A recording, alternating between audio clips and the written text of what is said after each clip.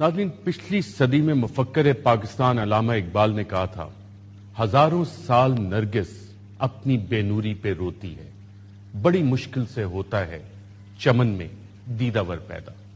اور پھر تاریخ نے یہ رقم کیا کہ قائد اعظم محمد علی جناح نے برطانوی سامراج کی غلامی کی زنجیریں توڑیں اور ایک آزاد ملک پاکستانیوں کے لیے بنایا پاکستان۔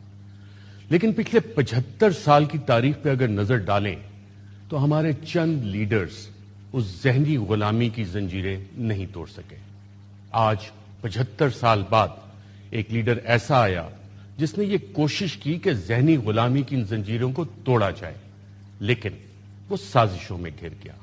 آج پوری دنیا کی نظریں پاکستان کے وزیر اعظم کے آفس پہ مرکوز ہیں کہ اس لیڈر کا مستقبل کیا ہوگا۔ بہت سے پاکستانی یہ جاننا چاہتے ہیں